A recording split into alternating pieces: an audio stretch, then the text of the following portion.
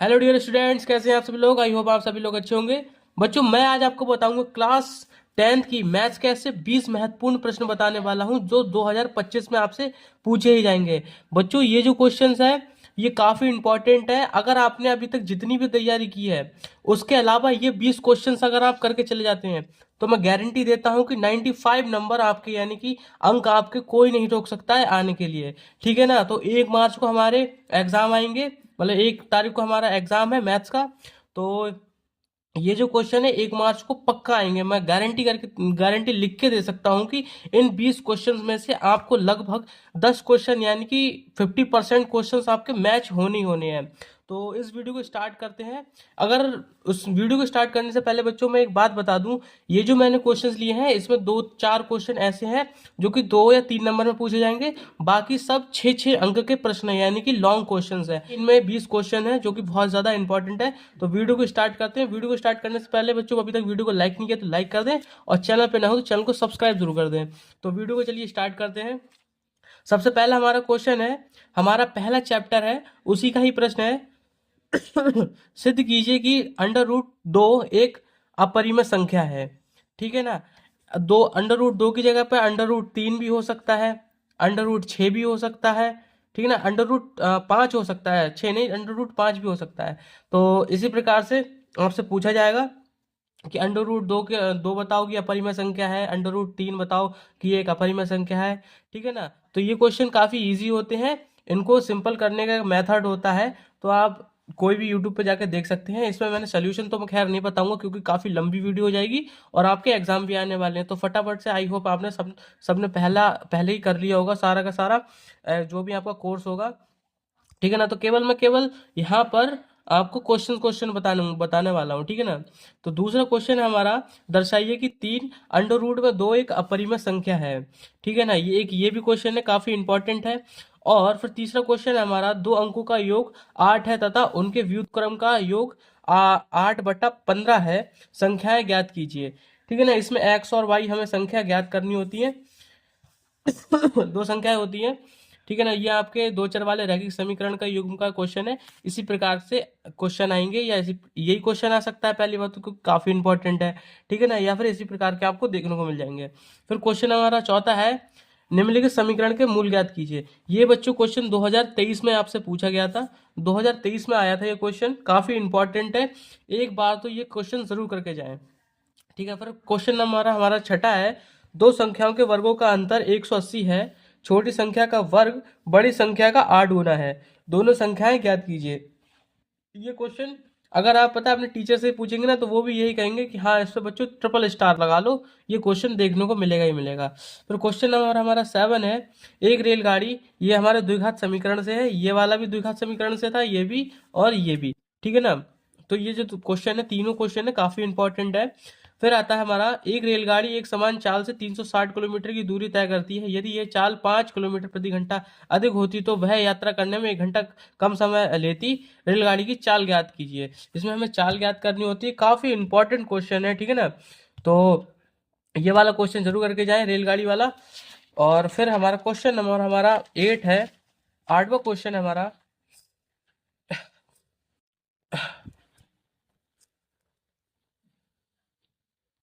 Question number 8 है हमारा, वह अनुपात ज्ञात कीजिए जिसमें बिंदु P ब्रैकेट में -3 P बिंदु A -5 -4 और -2 को मिलाने वाली रेखाखंड को विभाजित करता है।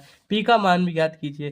ठीक है ना। इसमें आपको रेखाखंड भी का एक क्वेश्चन कवर हो जाएगा और P का मान निकालना भी इसमें आपका कवर हो जाएगा। फिर क्वेश्चन नंबर हमारा 9 है, यदि A B और C त्रिभुज ABC के अंतःकोण हो तो दिखाइए कि साइन ब्रैकेट में B+C/2 बराबर में cos A/2 है। मतलब इसे हमें सिद्ध करना है कि इसके बराबर ये है। ठीक है ना। तो ये क्वेश्चन काफी बार रिपीट हो चुका है। तो ये क्वेश्चन लगा के जाएं या फिर इसी प्रकार का आपको देखने को मिल जाएगा। बिल्कुल सेम टू सेम क्वेश्चन होंगे, कुछ ज्यादा डिफरेंट नहीं होगा। फिर क्वेश्चन नंबर हमारा 10 है, सिद्ध कीजिए कि 1 - sin θ/1 + sin θ बराबर में sec θ माइनस का tan θ का होल स्क्वायर। ठीक है ना। ऐसा हो सकता है कि बच्चों ये वाली इधर इधर इस साइड में दे रखा हो, मतलब ये वाली साइड इस तरफ दे रखी हो और ये वाली साइड इस तरफ दे रखी हो, तो आपको घबराना नहीं है। चाहे आप लेफ्ट हैंड साइड लें या राइट हैंड साइड लें, क्वेश्चन आपका तब भी होना ही होना है, ठीक है ना। चाहे लेफ्ट हैंड साइड ले सकते हैं या फिर राइट हैंड साइड ले सकते हैं, आपकी मर्जी है, जिससे आपको अच्छा लगे उस तरीके से आप कर लेना। फिर क्वेश्चन नंबर 11 हमारा, यदि टेन अल्फा बराबर में N tan beta comma sine alpha बराबर एम साइन बीटा, तो सिद्ध कीजिए कि कॉस अल्फा बराबर M square minus one upon में एन स्क्वायर माइनस वन। ठीक है ना, ये काफ़ी इंपॉर्टेंट है बच्चों, ये क्वेश्चन जरूर लगा के जाएं, क्योंकि आपके पता है जो आपके क्वेश्चन बैंक दे रखे हैं उसमें सबसे लास्ट में दीर्घ में आपका ये वाला क्वेश्चन दे रखा है, तो काफ़ी इंपॉर्टेंट है, और आपके शायद मॉडल पेपर में भी ये दे रखा है, तो ये वाला क्वेश्चन जरूर करके जाए। फिर आता है हमारा क्वेश्चन नंबर हमारा 12 है, वन प्लस साइन ए अपॉन में वन माइनस साइन ए का होल अंडर रूट बराबर sec ए प्लस टेन ए।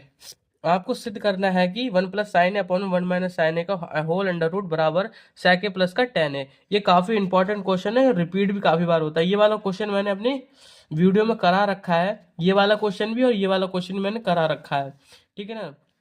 फिर क्वेश्चन नंबर हमारा 13 है, जो त्रिकोणमिति का अनुप्रयोग है उसी का ये क्वेश्चन है।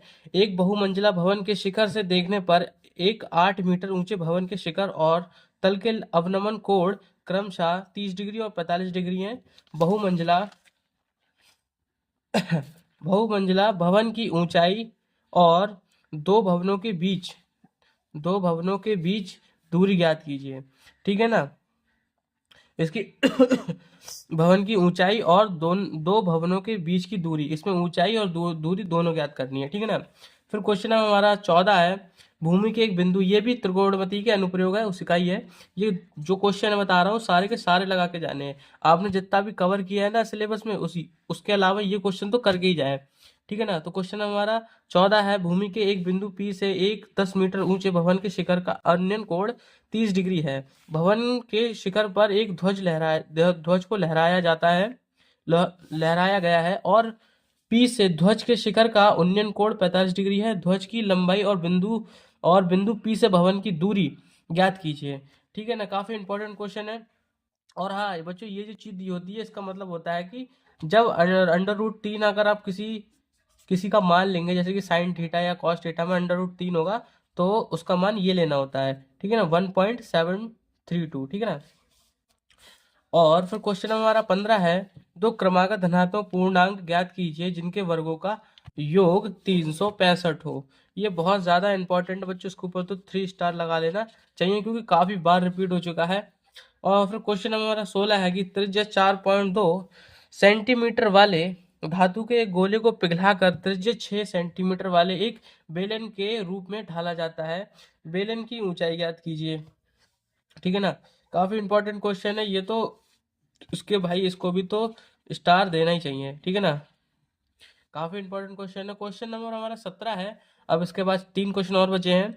4 सेंटीमीटर त्रिज्या के वृत्त पर 6 सेंटीमीटर त्रिज्या के एक सकेंद्रीय वृत्त के किसी बिंदु से एक स्पर्श रेखा की रचना कीजिए और उसकी लंबाई मापिए, ठीक है ना। ये वृत्तों से संबंध नहीं, ये आपका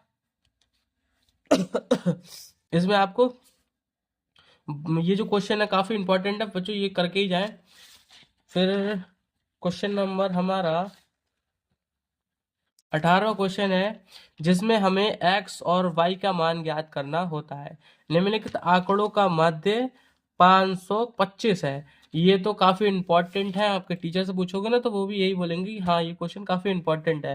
तो ये जो क्वेश्चन है कि निम्नलिखित आंकड़ों का माध्य 525, माध्य पहले दे रखा है, यदि बारंबारताओं का योग 100 है, ठीक है ना, तो x और y का मान ज्ञात कीजिए। इसी प्रकार के क्वेश्चन या फिर यही वाला क्वेश्चन देखने को मिल जाएगा जिसमें x और y का मान ज्ञात करना होता है। फिर क्वेश्चन नंबर हमारा 19वां क्वेश्चन है कि निम्न चित्र में एंगल ACB बराबर 90 डिग्री है। एंगल ACB बराबर 90 डिग्री है, ये 90 डिग्री है, तथा CD अभिलंब AB है, सिद्ध कीजिए कि BC स्क्वायर अपॉन में AC स्क्वायर बराबर में BD अपॉन में AD, ठीक है ना। ये काफी इंपॉर्टेंट क्वेश्चन है, तो करके ही जाए। और फिर लास्ट हमारा क्वेश्चन 20वां क्वेश्चन हमारा 15 सेंटीमीटर त्रिज्या त्रिज्या वाले एक वृत्त की कोई जीवा केंद्र पर 60 डिग्री का कोण अंतरित करती है। संगत लघु और दीर्घ वृत्तखंड के का क्षेत्रफल ज्ञात कीजिए। ठीक है ना, तो काफी इंपॉर्टेंट है ये भी। तो बच्चों अगर आपको लगता है कि हमें कुछ भी नहीं पढ़ा है ना, जो मतलब अगर रिवाइज नहीं कर पाए हैं पूरे चैप्टर को, दोबारा से प्रैक्टिस नहीं कर पाए हैं, तो जितना पढ़ा है और प्लस में ये जो 20 क्वेश्चन मैंने आपको आज बताए हैं, ये तो आपको करके ही जाने हैं। मैं गारंटी देता हूँ कि इसमें लगभग 50% आपके क्वेश्चंस मैच हो जाएंगे। हाँ, हो सकता है कि अगर कोई डिजिट चेंज हो सकती है, लेकिन क्वेश्चन इसी प्रकार से आपके लॉन्ग में पूछे जाएंगे, मतलब दीर्घ उत्तरी क्वेश्चन होते हैं ये सारे सारे के सारे वही क्वेश्चन है। तो वीडियो अगर बच्चों अच्छी लगी तो वीडियो को लाइक कर दें, और चैनल पे नए हो तो चैनल को सब्सक्राइब जरूर कर दें। मिलते हैं नेक्स्ट वीडियो में, तब तक के लिए जय हिंद जय भारत।